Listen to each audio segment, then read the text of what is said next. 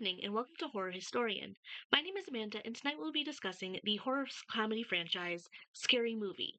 Now, these movies, I didn't realize there were five of them. I thought there were only four of them. These movies were originally conjured up by the Wayans brothers, and it's so clear to me that they have a passionate love for both comedy and horror movies. Yes, their humor can be offensive. Yes, I will be giving a total at the beginning of each movie about how many jokes were really offensive and badly aged jokes, and those that I just found funny. I'm not going to be holding it against these movies though, because edgy humor was all the rage of the 2000s. Unfortunately, after the second movie, Harvey Weinstein decided to take the franchise away from the brothers. It was passed on to someone with a history of comedy movies, but there was a rapid decline in quality after that. The fifth movie was given to someone that is best known for Space Jam and New Legacy, so take that how you will. It's been given back to the Wayans brothers, which is honestly all I care about. Scary Movie was released in 2000, and it was definitely heavily inspired by the teen slasher craze that was happening at the time. Scream and I Know What You Did Last Summer are obviously the biggest inspirations. This movie made about 14 times its original budget, so it was absolutely guaranteed it was going to get a sequel. The movie was directed by Keenan Ivory Wayans. He is most known for In Living Color, White Chicks, and Little Man. This was written by Sean Wayans, Marlon Wayans, Buddy Johnson, Phil Bowerman, Jason Friedberg, and Aaron Seltzer. If they aren't a Wayans brother, they're involved with parody to some degree. The stars are Anna Faris, Regina Hall, Carmen Electra, Marlon Wayans, Sean Wayans, John Abrahams, Shannon Elizabeth, and Lachlan Monroe. Anna Faris and Regina Hall are really the stars of these movies. They're mostly known for the Scary Movie franchise. Faris is also known for The House Bunny, Mom, and having the misfortune of previously being married to Chris Pratt. House most known for Girls Trip, Love and Basketball, and Malibu's Most Wanted. John Abrahams is most known for House of Wax and Terrifier 3. Electra is known for being married to Dennis Rodman, Baywatch, and Good Burger. Shannon Elizabeth is most known for Jack Frost, American Pie, and 13 Ghosts. Lachlan Monroe is most known for Freddy vs. Jason, The Predator, and White Chicks. Also Peacemaker, which I forgot about. So I kind of struggled a little bit in trying to figure out a way that I wanted to address the humor because it doesn't always necessarily have anything to do with the actual plot of the movie.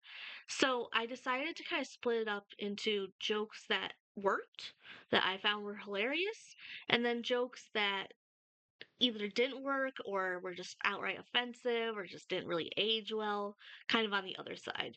So in this movie, there were 17 moments that just had me cackling, but there were also 12 that were offensive. And honestly, I don't even really think that the Wayans family would stand by some of these jokes. This movie opens with Drew, played by Carmen Electra, pretty much going through what Casey went through in Scream. She's making popcorn and getting ready to watch some movies when she gets a call. The killer chases her out of the house after thinking Prince was her boyfriend instead of Dennis Rodman. She ends up having a breast implant taken out when getting stabbed, but ultimately her father, being distracted while getting roadhead, kills her because he runs her right over. On the other side of town, Bobby sneaks into Cindy's room and they go over their lack of a sex life. We also learn that Cindy's father is involved with the cartel and would rather not go to prison. The best way to describe Cindy is kind of the anti final girl. By all accounts, she should not be alive. She's not observant, she's not smart, and she's catastrophically clumsy. She is barely even lucky. She's just durable. Like I said, her boyfriend is Bobby. He's an extremely horny white trash teenager that ends up being a closeted gay man that really hates when television franchises are killed off. We don't know that though, yet. Right now, he just seems really mad that he isn't getting any. Cindy's best friend is Brenda. She's the stereotypical black best friend from white teen movies. She also happens to be the best part of every movie that she's in. Her brother is Shorty, a stereotypical pothead. Her boyfriend is Ray. He is assumed gay by pretty much everyone, but at the end of the movie, it's revealed that he's not gay, even though he still did some pretty gay things with Bobby. There's also Buffy, who's one of Sydney's friends, and she's the mean, popular girl. Her boyfriend is Greg, who is a jock with a tiny penis, and he acts exactly how those two traits would lead you to believe he would act. Buffy's brother is Dewey, a special needs police officer that really didn't age that well, even with the twist. Each of them kind of a mishmash of different characters from Scream and I Know What You Did Last Summer. Does lead to some kind of conflicting choices characters make, but I honestly that's not that important. They're just jokes. After the death of Drew, news reporters and police have just appeared at the high school. Gail Hailstorm is one of the reporters, and she's willing to do whatever it takes to get to the bottom of the story, including starting a sexual relationship with a man that we all are led to believe is a mentally disabled doofy. Now, it turns out later on that he is not disabled in any way, which makes no sense because his sister is Buffy and yeah, apparently he's been that way his whole life. But it was a play on a plot twist. It just During class, Cindy finds a note on her desk that says that someone knows what she did last summer. You can take a wild guess which movie this is being mocked. Cindy and her friends have a dark secret that they are less inclined to share with others. A year ago, while Bobby was driving and everyone was acting irresponsibly, they killed a man. It actually took a few accidental tries, but they did eventually kill the guy that they hit. They dumped him in the ocean and vowed that they would never talk about what happened that night. Cindy wanted to go to the police, and she would like to continue going to the police. Greg beats her up a little bit, honestly, an uncomfortable scene, and reiterates that they are not going to be going to the police about this. He had been embarrassed because he also got a note, but it was attached to a picture of his rather small member, so he wasn't in the best mood either way. That night is the beauty pageant that Buffy is competing in, and she does end up winning, mostly thanks to her reaction to Greg being killed in the balcony, which was much better than the monologue she had planned on doing. She doesn't go looking for Greg after she rushes off stage because she won, and that is way more important to her, and honestly, it does make me feel good because I hated that guy. Sandy is home alone the following night when the killer attacks her. She manages to contact police through IMs. When Bobby appears, he has a knife and a robe and I think a mask on him, and he's immediately arrested, but he's only going to spend one night in jail. Buffy's going to try to talk to her for a while, but Cindy is still paranoid that he might be the killer. Buffy is mocking her, which is odd, but whatever. They just kind of turn into being a mean girl because it's convenient for the plot.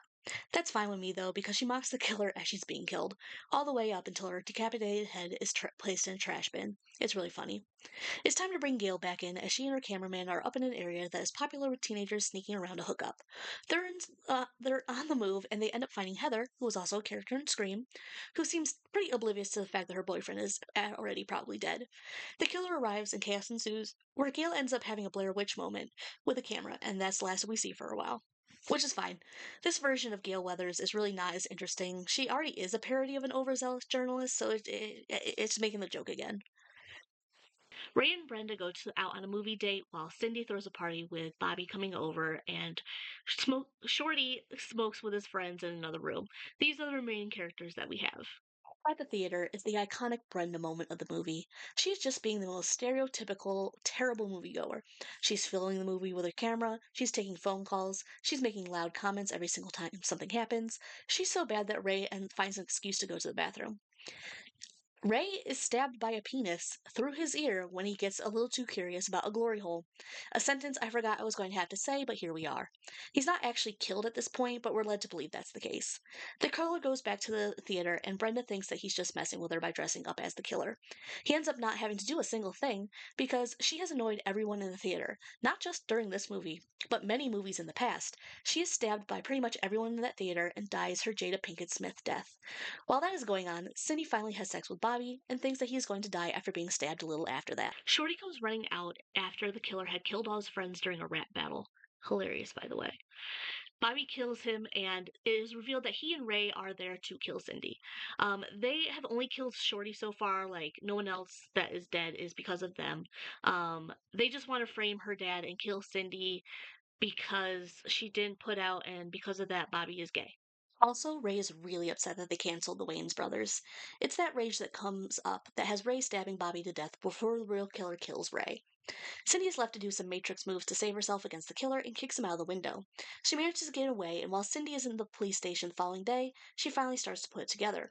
There's some half convoluted and half assed explanation as to why Doofy decided to kill a bunch of teenagers, including his sister.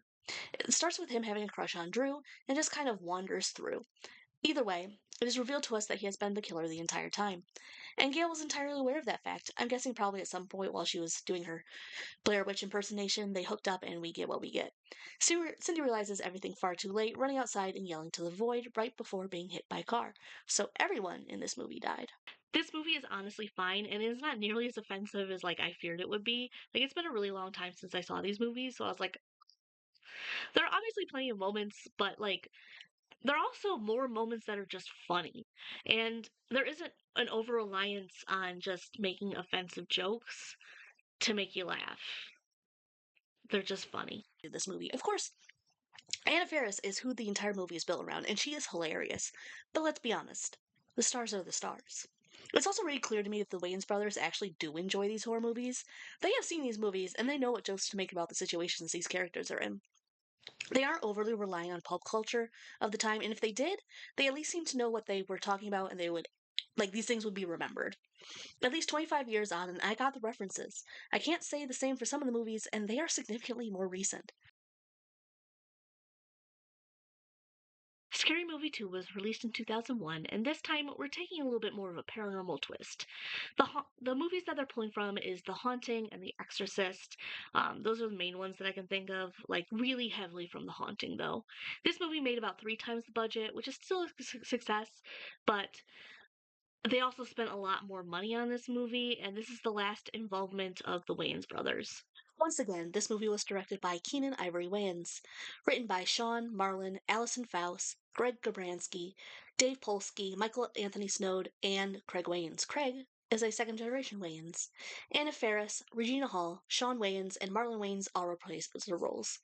Tori Spelling is most known for having a famous father, Beverly Hills, Scream 2, and 90210. Natasha Lyonne is most known for But I'm a Cheerleader, Orange is the New Black, and Russian Doll. Chris Elliott is most known for Schitt's Creek, Groundhog Day, and Get a Life, a show that I personally adore. Christopher Masterson is most known for a sex offending brother, Scientology, and Malcolm in the Middle. Finally, we have Tim Curry, who we all know who he is, and if you don't, go watch my video about Legend.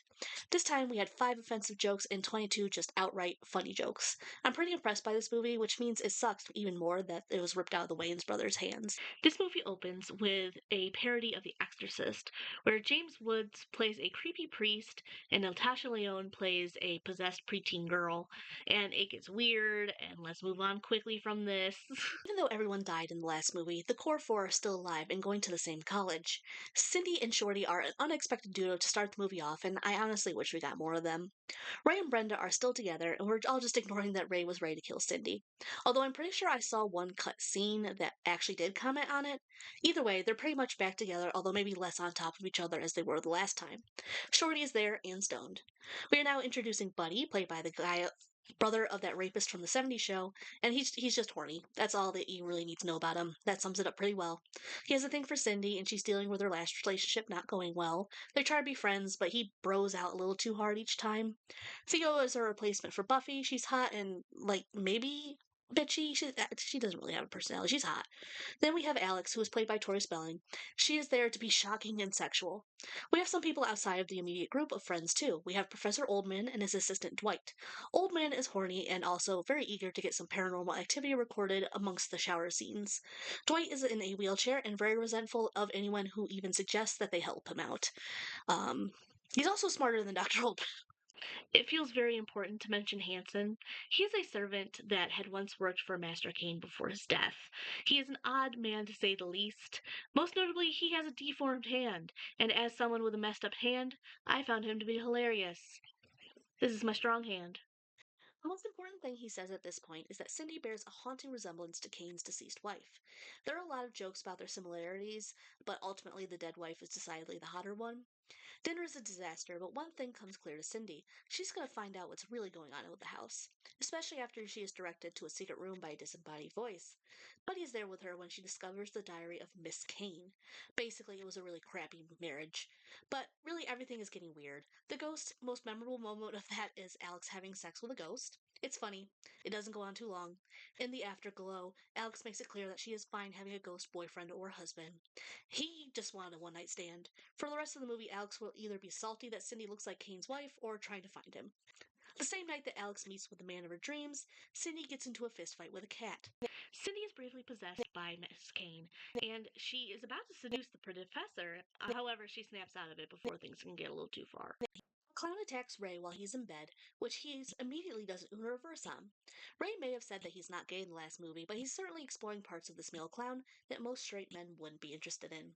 Elsewhere, Shorty is being smoked by a marijuana plant. There's simply no other way to phrase that. I, for some reason, remembered Shorty dying here, but he's fine. Like, a little smoky, but he's fine. Despite all those weird things happening, they remain in the house until the morning.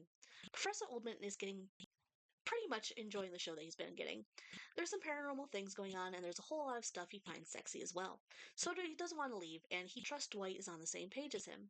Theo, in one of the only scenes where she's given something to do, offers to give Dwight head in hopes of getting the keys away from him. She might have gotten away with it too if she hadn't said something about helping him. Dwight, as he has every other time that this has come up, immediately starts to make it clear he can do it himself. So at least Theo can knock him out and get the keys that way. Professor Oldman is then killed in the basement by the ghost of Kane's mistress. She's not that bad though, because she ends up having a little bit of a romance with Shorty, and that's how I'm choosing to phrase that relationship because YouTube will yell at me. Once Dwight wakes up and realizes the situation that they're in, he's a bit more on board and trying to get everyone out of there safely. He gives them a bunch of weapons and some special glasses that let them see the ghosts. They're locked and loaded in a very Ghostbusters kind of way. They do their little split up, and Shorty, Brenda, and Ray end up together. To say that they're a little stressed out is an understatement. Alex goes off on her own, looking to try and find Kane to win him over. Theo's looking around with Dwight, which results in him dragging himself up some stairs to prove he can do it. Cindy and Buddy end up locked inside of a freezer together. They finally get rid of some sexual tension, and she builds a bulldozer. They escape. After Shorty hooks up with Kane's mistress, he ends up being captured by Hanson, who had become possessed by Kane. Very Hannibal Lecter way of dealing with Shorty. So even though his brain is exposed, it was just Beetlejuice, a rapper that was most known for the Howard Stern show. Inside his head, it makes a lot of sense. Just trust me if you don't understand what I'm saying. If I'm like, if this sounds insane, it is, but it makes sense. Cindy, Brenda, and Theo team up together to stop Hanson from causing any more chaos. Shorty isn't dead, by the way. He's fine by the end of this movie, but at least we get a Charlie's Angels parody, so I'm not that mad about it. Now that they have a vague idea of what Kane wants, it's decided that Cindy is going to be used as bait to get him into the machine that is designed to destroy him. To make a lot of running around short, it works, and pretty much everyone makes it out alive. 2 months later, Cindy and Buddy still have a very good relationship going on. It's a lot better now that Buddy isn't spending so much time treating her like one of the bros. Hanson appears at the school, and he almost snatches Cindy for his evil plans. In the same joke that we had in the first movie, Shorty hits Hanson while he's getting roadhead. The individual giving the service is Kane's mistress with a paper bag over his head, which is completely understandable. The movie just kind of ends there, and I have to admit, I didn't remember how this movie ended. I do think it's one of the weaker aspects of this movie, and I know I watched this movie a couple times when I was growing up. I just didn't remember how it ended. I wish that the Wayans brothers had been given a little bit more time to flesh this movie out. They got a much better budget, so at least there was that. It goes without saying that these movies are not beloved by critics. They're rude, it's gross, it's crude. It doesn't ever touch what some would consider respectable comedy. But honestly, who cares? It's funny. Everything is great, even though obviously I felt certain actors were not utilized. Cindy and Brenda were as iconic as always. Shorty is fantastic. Ray had some true moments this time around. The clown scene is the only thing I can think of whenever I think of Poltergeist, and it's not even the scene in Poltergeist. Scary Movie 3 is still a fun movie, but you can definitely see the drop in quality after this one. This movie made about 4 times its budget, which is actually better than the second movie, but this movie takes a lot of inspiration from The Ring, Signs, and 8 Mile, which is not a horror movie at all. It seems as though there was a script, thankfully, they didn't go with that was a lot more general movie parody than a horror movie specific one, but we're gonna get into that one a little bit later. This movie was released in 2003. David Zucker directed this movie and also nixed the original script. He is most known for Scary Movie 3, 4, The Naked Gun, From the Files of Police Squad, and Airplane, and a bunch of shit movie parodies that were really popular in the early 2000s. The writers are Craig Mazin and Pat Proft. Mazin is most known for The Last of Us, Chernobyl, and The Hangover 2 and 3, which I wasn't expecting. And Proft has worked on the Naked Gun movies Mr. Magoo and Police Academy. The stars are, once again, Anna Faris and Regina Hall. Charlie Sheen is most known for having an extremely public breakdown, Platoon, and Major League, and I believe he was having this breakdown around the time of this release, so do with that what you will. Leslie Nielsen is most known for Forbidden Planet, The Poseidon Adventure, Airplane, and the Naked Gun franchise. Queen Latifah is most known for Living Single, The Queen Latifah Show, Chicago, and Last Holiday. Simon Rex is most known for Shriek If You Know What I Did Last Friday the 13th, and Blink Twice. Anthony Anderson is most known for Blackish, and so much more. Kevin Hart is Kevin Hart. You absolutely know who he is, and this was my introduction to him. There's also an appearance by George Carlin. 4 outright offensive jokes, which I was surprised by, and 21 funny ones. This one's it aged a lot better than I thought it would, I guess.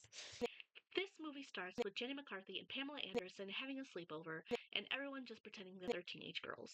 They're talking about a cursed videotape that kills them both. Not too far from where this is happening, Tom runs into the cornfield to chase after his daughter. There is something wrong there, a sign that he can't quite figure out.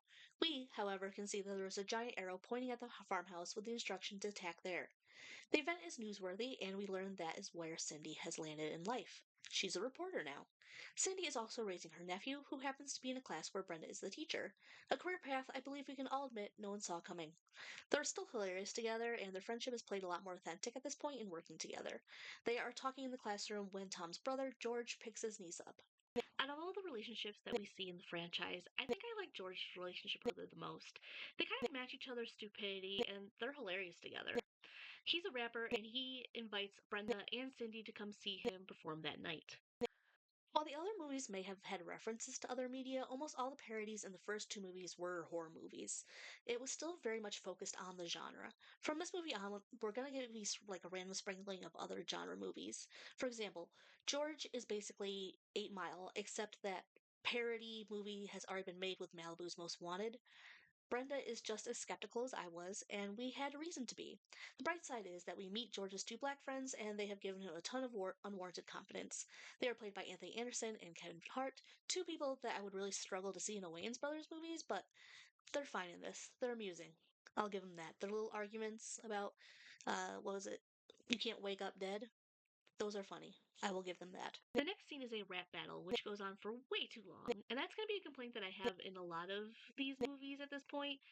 There's just these scenes that go on just for like, sometimes it's just a beat or two, but it's just too long. So this one goes on forever, and the payoff ends up being that George puts his hood up and it looks like he's a member of the KKK. They head back to Cindy's house, and Brenda talks about how she had seen the cursed video. She does a couple of death fake outs to make fun of Cindy, but she does it a little bit too much, so Cindy doesn't come to her rescue when she starts to watch a little girl named Tabitha come crawling out of the television. She does end up put up a pretty solid fight, but it doesn't quite save her. She dies in a pretty horrifying way, and it's great, no complaints on what happened with her, especially since it leads to a scene that had me doubled over in laughter. The entire funeral scene is so absurd and stupid, and it tickles my funny bone. Cindy goes to the funeral with her nephew, and he's being a little creepy kid. George comes with his friends, and she happens to say the word wake. This makes George think that Brenda is alive and just needs to wake up. She is very, very clearly not alive, but that does not stop them from trying to bring her back. They end up being ejected from the funeral where George feels as though he has messed everything up, which he did. He literally exploded Brenda. After the absolute chaos of the wake, Cindy goes upstairs and finds the cursed videotape. Despite being completely aware of what is going to happen, she does watch the videotape and she quickly finds out through one phone call that the curse is very real. The only person that she can think of to contact is George, but it's CG that ends up being helpful. He has an aunt Shaniqua that can help her out. Shaniqua is played by Queen Latifah, and her little husband is played by Eddie Griffin. Cindy plays the tape for everyone, and the woman brushing her hair starts to give them a little bit of sass. This leads to Aunt Shaniqua dragging her out of the television and ripping a chunk out of her hair. Although Cindy does get some advice from Aunt Shaniqua, she's also running out there to avoid getting caught up in the ghost fight, especially when she gets home and finds out that George knocked himself out while playing a game, and her nephew has watched the tape. So he is now cursed, and George is in even more hot water. He leaves, which is probably for the best. Back at the farm, things have started to go downhill very quickly. Tom goes to his daughter's room one night and finds a alien sitting there in a Michael Jackson skin. Tom gets a few good swings on him, but the alien jumps out the window and leaves the skin behind, which is a little gross, but runs into the cornfield. Cindy has decided to try and warn the world about the cursed tape, and she's willing to do whatever it takes. She manages to take over the teleprompter for the news. Her boss doesn't let her have that moment, though, and the janitor takes over the teleprompter to get his own message out there. There's one last thing that she can figure out. An image that she had noticed on tape leads her to go to a nearby lighthouse. She leaves her nephew with who knows at this point to find a character by the name of the Architect. George Carlin plays the Architect, the man who adopted Tabitha with his wife. Things went bad very quickly after the adoption, and his wife ended up drowning their daughter in the well. She was just evil. He suspects she's summoning the aliens to show up and destroy humanity. Her nephew has disappeared, and honestly, it is amazing that she has maintained custody at all. It doesn't help that her boss has decided to air the cursed video uninterrupted, well, semi-interrupted, on air for hours, interspersed with videos of aliens being caught around the world. So there's a lot of people panicking. There's a lot of people being cursed. It's a complete disaster. Cindy is able to track down her nephew to the Logan family. Tom realizes that the safest place for everyone is the basement, so that's where Cindy and the kids are stuffed for now. Tom, George, and Malachi go outside to make a stand against the aliens, but they're not alone.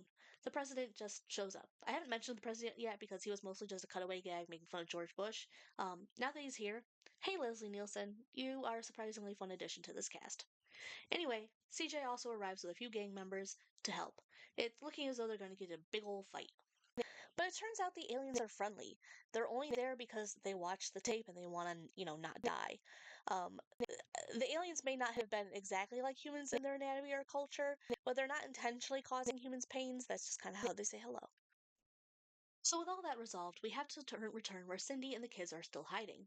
It's while they're in the basement that Cindy recognizes the cellar from the tape. She finds the well. Tabitha appears to grab Cindy's nephew, threatening to take him. George joins them finally, and they both try to appeal to the child that she had once been. And for a moment, you think it's really going to work. It probably would have been awful, but thankfully she was just messing with them. She might have gotten the upper hand with them, but the president opens the door and knocks her right back into the well. That's the end of that. It's kind of hard to put an ending to a ghost. She's already dead, you can't really kill her. The other option is lame, and eternally banishing a child's soul to nothingness just seems a little harsh, even if she is an evil bitch. The movie ends with George and Cindy getting married. They are really cute even when they're forgetting about her nephew once again and running him over. These movies are still fun. There are a few moments that definitely feel as though they could have been written by the Wayans brothers. Even the newer brand of humor works. The celebrity cameos are fine in this movie. They each have their purpose and they're at least playing a character. It's not quite pointing and laughing about the celebrity that they convinced to take part in this movie. Props to Brenda for continuing to be the star of these movies. This is the last movie in the franchise that I was aware of. It made about 4 times its budget, but the decline in appreciation for the franchise is extremely noticeable here. There's a lot more random cameos, which really did not help this movie at all in my eyes. And this movie was heavily parodying The Ring and Saw, which is fine. It just, like, in my mind, it's so similar to the last movie. This movie was released in 2006. David Zucker, Chris Mazin, and Pat Proft are all returned as director and writers. They are joined by Jim Abrahams in the screenplay. This was the last movie that he worked on, but he had worked on Naked Gun and Airplane. Anna Faris and Regina Hall end their tenure on Scary Movie with this one, and honestly, they are still the best parts of these movies. Leslie Nielsen, Anthony Anderson, and Kevin Hart all return in their own little characters. Craig Bierko is known for Fear and Loathing in Las Vegas, Sex and the City, and just a whole lot. He plays a parody of Tom Cruise and Cindy's love interest. Shaq is there, Dr. Phil is there, James Earl Jones is there, narrating it. Lil Jon is there, Chingy is there. None of them add anything to this movie. I like them as, like, I don't have beef with them, but they didn't add anything. This movie had 7 offensive jokes and 9 just outright funny. You can see that, like, we're just declining. Like, they're making these jokes. They're just not hitting, but they're not offensive, so they're not even worth mentioning. The movie opens with Shaq and Dr. Phil having been trapped inside of the Saw bathroom. Their goal is to have Shaq make a free throw so that they can get saws to cut off their foot. Dr. Phil does cut off his foot, it was just the wrong one, so they are forever trapped. This is brought up later for a joke about how big Shaq's bones are. This movie actually starts with Cindy going to visit her brother-in-law Tom. Unfortunately, George has passed away since the last movie. He died in a $1 Million Baby parody. Instead of Cindy breaking her neck during the fight with Mike Tyson in a wig, he ends up dying trying to save her. She's been going through it since George died and Cody went to military school. But Tom is also tired of life and has decided to kill himself. He uses Viagra, which makes his penis huge, and he vaults over the balcony to his death. I'm not sure why they felt the need to wrap up the events of the previous movie. It's not as though continuity is something that the scary movie franchise is known for. Cindy is no longer working as a reporter and is now doing care for the elderly. She has taken over the job for Yoko, who had been in a pretty debilitating accident while taking care of Mrs. Norris. That scene was a little bit funny, I will say that. Mrs. Norris is played by Cloris Leachman. I'm actually a little offended that she was given a role where she just dramatically expresses her reactions. She was a very funny woman, and it feels like a bit of a waste of a talented comedic actress. The house is haunted, and there are a few hints, but are we really going to pretend we expect Cindy to be paying attention to this? But at least her neighbor is hot for a man. Tom Ryan. He's just not a very good dad, as neither one of his kids seem thrilled by his custody time. The writers think a kid constantly getting hurt is the funniest thing in the world. Even though they already did it with Cody from the last movie, we're doing it again with the daughter, Rachel. It may be funny for like a few times, but Tom is just a bad father, and it's not really funny after a while. But let's try to get this movie going.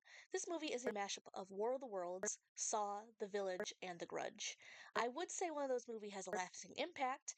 However, it's time for a giant iPod to turn into a tripod and start turning people into dust. Tom was among a fascinated crowd when the aliens first made their presence known, but now he's running to get his kids and then get the hell out of there. Cindy has a pretty racist conversation with a little ghost boy who tells her that the invasion is in his father's heart. Since she'd rather not deal with significantly less friendly aliens than the last movie, she decides that she's going to follow that plot line. She ends up meeting with Brenda, who is now a reporter. She is also alive. They go to an isolated community where Brenda gets the chance to be horny with some Amish-esque man. Cindy tries to have a conversation with anyone that might possibly be the Japanese boy's father. Also, this is the village. Tom loses their escape vehicle and ends up putting everyone in the middle of conflict between the US Army and the aliens. His son decides to join up with the army, and Tom and Rachel end up being taken by one of the tripods and put in a giant basket attached to the tripod. I don't remember that part. But it's also been a really long time since I saw War of the Worlds. It turns out that the crazy guy in the village, played by Chris Elliott with absolutely no nod to his previous role in the second movie, is the Japanese boy's father.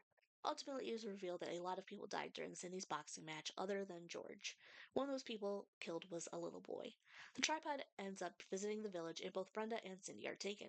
They are up in the bathroom at the very beginning of the movie. This time, they're pulling from Saw 2, a kind of Venus flytrap kind of thing. The aliens reveal that they have hidden a key behind Sydney's eye. It's a good thing it's a prosthetic eye, so they have the key, and Brenda decides to hook up with one of the aliens. Even though they survived the original trap, the aliens plop Tom and his kids into another trap. Cindy somehow figures out that the actual father of the Japanese boy is one of the aliens. The alien ends up letting them go when he sees how much Tom loves his kids. They are released and the world is saved. A month later, an epilogue is narrated by James Earl Jones, which I thought was a really good impression, but no, he did that. Brenda gives birth to a half-alien baby. Malachi and CJ, who have barely been in the movie except for the beginning, are in a loving gay relationship. Tom has his true Tom Cruise moment and starts to jump on the couch with a terrified Oprah. He ends up breaking her wrists and the movie ends. Truthfully, the only saving grace of this movie is the interactions between Brenda and Cindy. The second movie with these writers and directors really start to expose some of the problems with their writing. It just doesn't work. Scary Movie 5 was released in 2013 and is a movie that I didn't realize existed.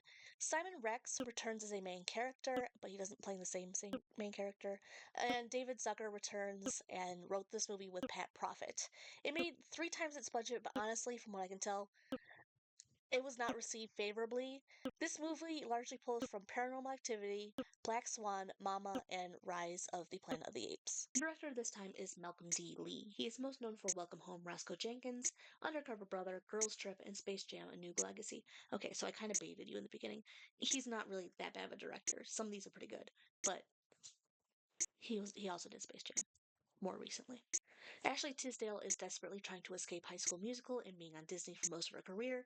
It does not work, unfortunately, although she is funny. Simon Rex returns playing a character named Dan Sanders, which you will notice is a different name than one he had previously in the series.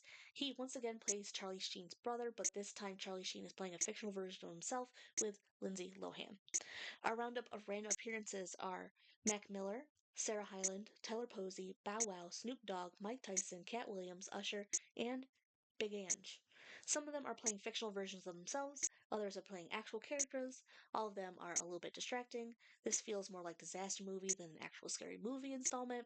6 offensive jokes and 5 funny ones. This is a train wreck that put the nail in the coffin and finally got the Wayans brothers in charge again.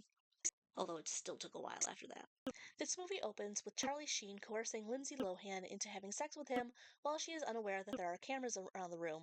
We're not even pretending that these are our characters anymore, it's just Charlie Sheen and Lindsay Lohan. The paranormal entity becomes involved, and Charlie Sheen is thrown around until he is dead.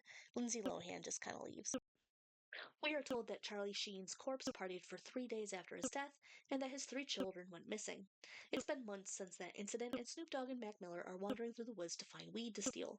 That's where they end up finding a random cabin in the middle of nowhere. They see 3 little kids running around inside and turn them in to get the reward. No one knows that they are being followed by a paranormal entity that we will be calling Mama. Charlie's brother is played by Simon Rex. He is not Sheen. He is not the character that he played in the third movie. He's Dan, and his wife Jodie is played by Ashley Tisdale. She's trying to shed that Disney image, and to be fair, a raunchy comedy is a good direction to go. It's just the same at this point. The scary movies just weren't very good. Jodie is introduced to us as someone that is not ready to be a mother and honestly doesn't want to be one.